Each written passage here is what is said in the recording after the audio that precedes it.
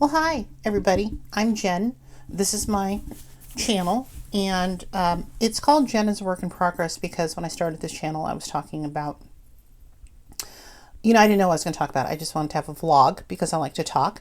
And so, mostly what I talk about this time of the year, or pretty much the only thing I talk about this time of the year, is Hallmark Christmas movies. Now, my shirt is showing up backwards right now on this video, and when I go to edit this, I don't even know if there's a way to flip it. I know on my phone I can do that. Maybe I can do that in Google Photos. See, that doesn't really matter. That's not important at all. So you at least you know right off the bat that this is not like a professional YouTuber. Like I am very much not a professional at all. So anyway, I'm going to talk about a couple of Hallmark Christmas movies. And the first one we're going to talk about is the one with the lighthouse in it, and it's called Navigating Christmas.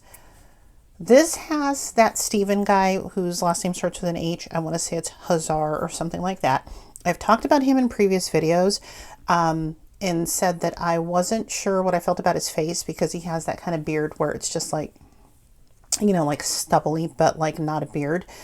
And it's just not my thing. However, he was in that movie Last Christmas where he was a bodyguard, and I like that movie fine, and he didn't bother me. And in this movie, he didn't really bother me either. And the lead in this is played by the lady who played Jonathan Bennett's sister in one of my very favorites last year, The Holiday Sitter. Don't remember her name. I don't remember her name. I don't remember the character's name. I want to say that we're going to go ahead and say that Steven plays a guy named Peter, or Pete, I think is his name. And her name, I cannot tell you what her name is. I don't remember. But the deal is that she is divorced, like, I don't know, like in the last year or something, because I think this is going to, the son says at one point, this is going to be the first Christmas without them as a family. The son is like a teenager. What I liked about this is that a teenager just being like a jerk and just kind of rude to a mom is very realistic. And I can say that because I have a teenager who's never going to watch this. My joke is always that my teenager will watch this when I am long gone from this planet so that my teenager will never miss me.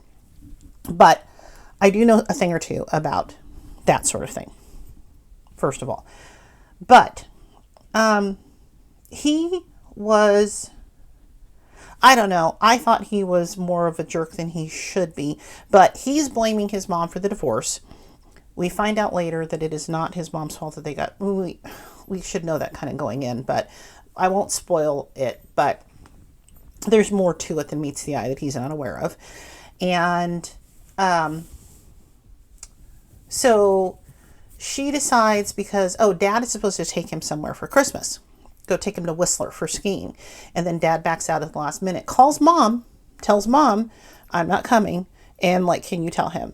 And it's like, that's trash. Because I would be like, you know what? You can talk to your son right now and you can tell him you're not coming because that's hot garbage. Because so then, he doesn't even vent at dad. He vents at mom. And so mom wants to do something special for him. So she takes him she finds this ad for like, you can go stay at a lighthouse basically. And so they go there, and then joke's on them. The lighthouse isn't all decorated beautifully for Christmas. When you rent this, you're renting this to actually be the lighthouse keeper and to decorate the place for Christmas because Peter, who owns the lighthouse, doesn't like Christmas. He's not into Christmas at all. So at first it's like, oh my God, are you kidding me? Like, I don't want to do this. But then, of course, she meets Peter and they start doing, Christmas stuff together, and the son is enjoying himself, and there's some fun stuff in here, like there's this mayor lady in there that she's fun. She wears a lot of good Christmas sweaters. There's this guy in there, his name is Earl. Why I remember his name and I don't remember like the main character's name, I can't tell you, but his name is Earl. There's this lady who works at the diner, I really like her, and they have like a little probably they're going to have a little romance going because at one point the lady, main character, talks to Earl about how he probably is crushing on her and stuff. So they're adorable. I like them. But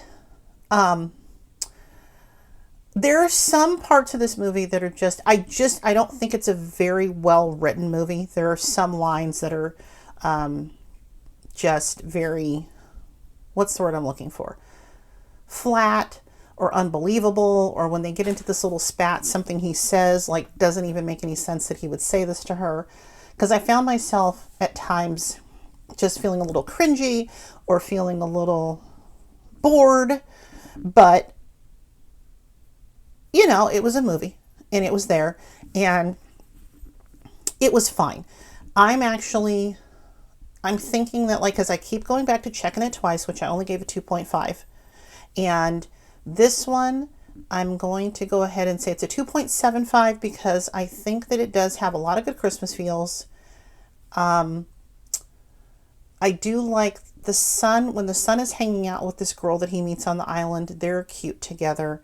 And I like the mayor lady, and I really like Earl and the cafe lady together. So that bumps it up a quarter star. So I'm going to go ahead and give it 2.75. It wasn't terrible, but I couldn't really say you definitely just get your laundry out, fold your laundry, and watch this one. So that's what I have to say about that one. And let's take a breath, and we're going to talk about the next one. I'm back. The next movie we're going to talk about, and I have problems where I'm supposed to look at the camera because there's like this little hole right there and that's where I should look. But then again, I always look down here because like I'm talking to nobody, but like I guess if I look at myself, then I'm talking to myself, if that makes any sense. I'm really sorry that you're having to endure this. But anyway, what's the next movie? A Merry Scottish Christmas. Now, let me just tell you guys, I said this in the preview. I was super stoked about this because, come on, Lacey Chabert. It's Lacey. She's the queen of Hallmark because you know who is no longer the queen of Hallmark. And Scott Wolf, and we've got a Party of Five reunion because they play brother and sister there. They play brother and sister here in this. And the whole deal is Mom wants them to come to Scotland to celebrate Christmas together. So it's, we see Lacey and Scott Wolf's wife in the car. And well, first I think they meet at the airport. And to me, the fact that they're supposed to be estranged or there's supposed to be a conflict feels very forced. And maybe it's just me because I have one brother. We get along very well. As kids, we wanted to murder each other, but we get along very well, and we live nearby each other. And so I have never experienced luckily for me, I've never experienced anything like when you don't see your sibling for a really long time and you live far apart, and then you just sort of stop reaching out more and more. And so that's kind of what they're setting up here, is that they've kind of grown apart, but at the same time, there's some sort of antagonism built into it. And so I kept waiting for there to be something underlying that would make it make more sense, but it didn't to me. So this is not going to be a big spoiler because you've seen the previews, but they go to anyway, I don't think the script was very good in trying to get for them to try to show us that there's this conflict. So that's, for me, that was one of the distracting things about this movie. But they get to Scotland and they soon find out that their mom had basically run away from home when she was marrying age, 20 or something, to marry their dad, who was an American, because her parents wanted her to stay, be a duchess, do all the duchess things that you're supposed to do, like marry into a particular family. And she was like, screw that, I'm going to go start a folk band. And so, and I'm in love with this guy. And then she basically just turned her back on them and vice versa, I guess, because she never told her kids. She told them that her parents had died in a car crash, but they hadn't died in a car crash. But apparently they did die in a car crash. Wait a minute. Am I remembering this correctly? That they told, so maybe, honest to God, I think she said that I think that Lacey was like, you told us that they died in a car crash before we were born. And she was like, well, they did die in a car crash, and then she was like, but it was after they were born. But that doesn't really make any sense, because it'd be almost like you made up that this is how they died, and then eventually they did die. We're not going to try to make any sense of that or figure out on the timeline where that is.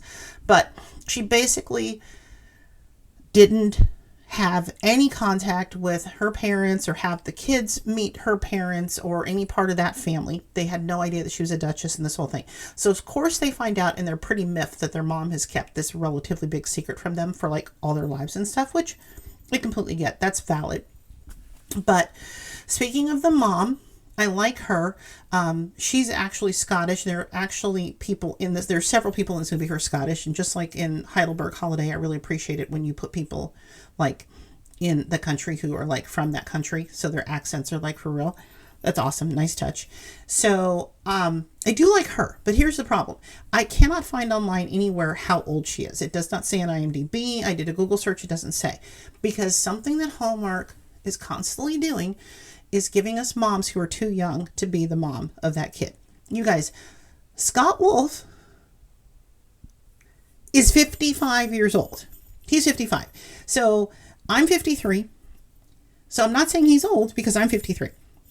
But he's 55, which is like, you can belong to the AARP and you can get discounts for like dinners or movies and things like that. So that's where Scott Wolf is in life. And this lady looked nowhere, in my opinion, old enough to have a 55-year-old son. Like, I kept trying to think, like, there's no way that she looks 75. Like, maybe she looks like a really well put together 70-year-old tops, but I don't think she was supposed to have had him when she was 15. So once again, they want us to suspend our disbelief and assume that he's like 45 tops, so that mom could be like 65. And to me, that's even pushing it, because not that Scott Wolf looks 55, but like, he definitely looks all of 45 and then some. No offense against Scott Wolf. I really like him. I'm just saying it's the thing with the moms and the kids. And Lacey is born in like 82, so she could like reasonably be this person's kid, but still distracting. Lacey, of course, meets a Scottish guy. And I didn't even say, well, I haven't gotten to that part. So she meets a Scottish guy, and I like him, although, like, I really liked him in the beginning. I was like, oh, you're very handsome and you're very Scottish. But then, like, as the movie went on, he seemed too nice and too, like, quickly into her or something. Like, it's just, it's hard to explain. Like, their romance is kind of a side thing, so there isn't that much time to develop it. So it felt a little forced to me too. Like, I didn't really necessarily feel that there was like a bunch of chemistry with them. And yeah, I think I've told you all the things that I don't like. Okay, now let me tell you what I do like.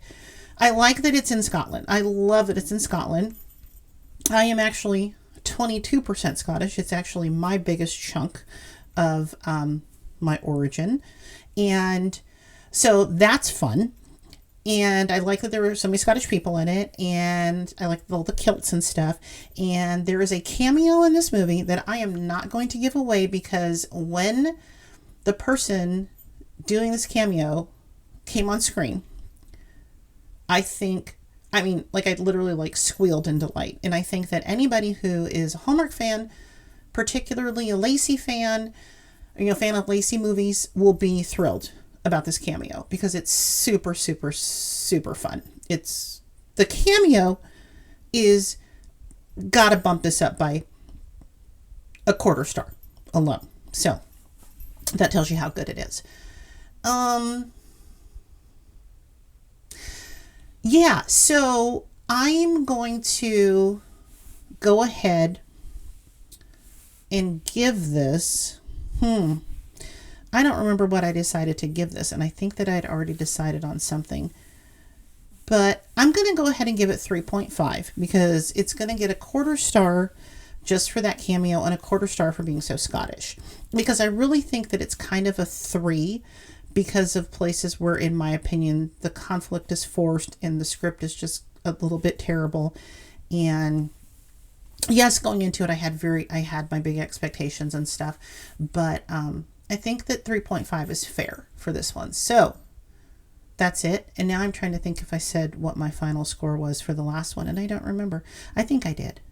Anyway, yes, I did. So, as always, thank you for being here. I talked for 8 minutes about this, almost 9 minutes about this movie. That was so silly.